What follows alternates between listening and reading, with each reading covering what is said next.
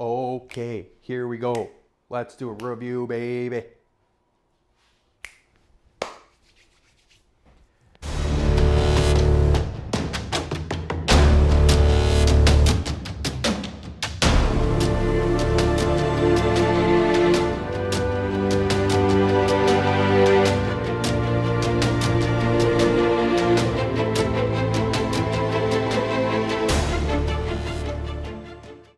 Hey everyone, welcome back.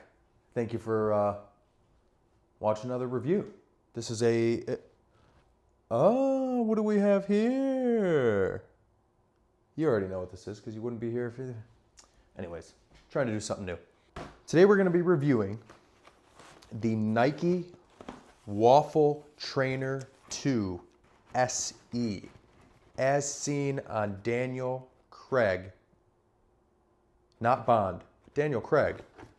Let's check them out, shall we?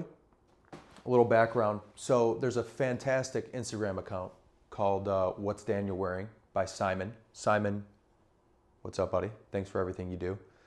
Simon is a lot of the reason I spend too much money on things, is because he finds out what these things are like within a second. So thanks for that. What's Daniel Wearing? Check him out on Instagram. I'll throw it up here. And yeah, so he posted these, and he was leaving one of his shows, one of his Macbeth performances, and he had these on. So the reason I got these is because I kind of wanted a shoe similar to this, kind of like a more like casual sneaker, if you will. And I've actually, for some reason, wanted something like that for a very long time. Like you see, Puma kind of makes something similar, New Balance makes something similar, but when I saw these and then when I saw the price was, I think they were like $70 or something, like they're on sale right now. First I was kind of shocked that usually it seems like everything Daniel Craig wears is ridiculously expensive, but they were on sale, they had my size, I had to get them, right? So your typical, here you go, Nike Waffle Trainer SE, 10.5. Typical Nike box. I wouldn't mind something new every now and then. You know what I mean? Sometimes it's orange, sometimes it's red.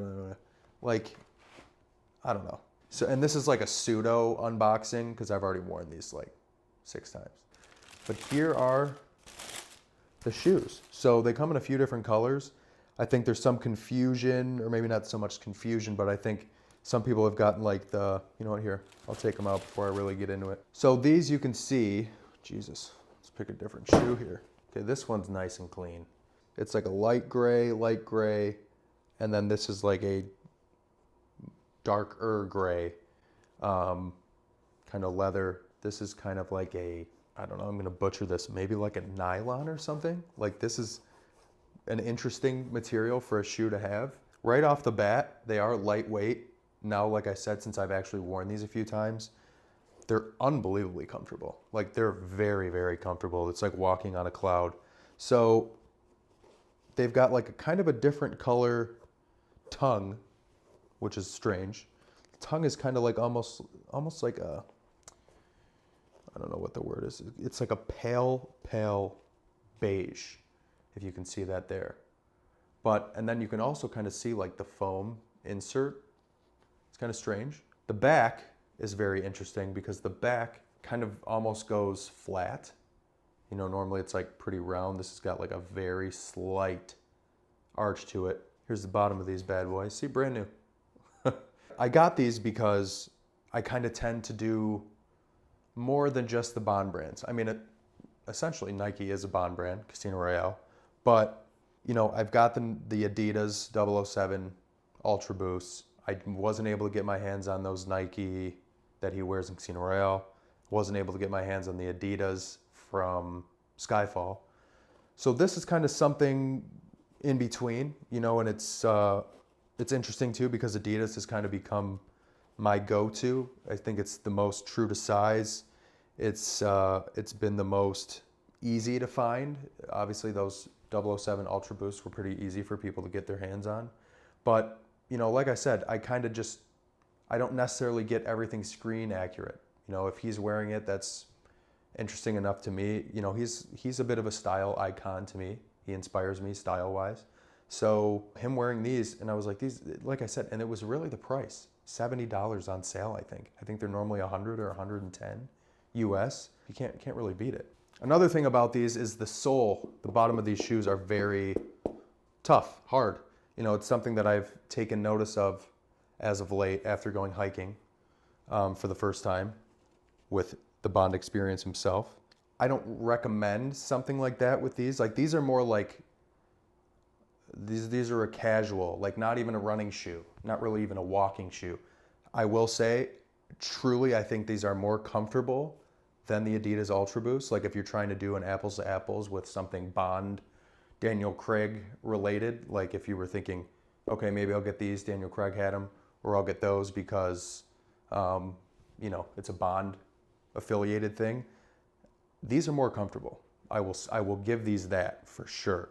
Obviously, there's nothing 007 about this. It's a Daniel Craig thing, but the Adidas Ultra Boosts compared to these are definitely more comfortable. But those are a running shoe. You know, you're exercising those. Go for a walk. Go for a jog.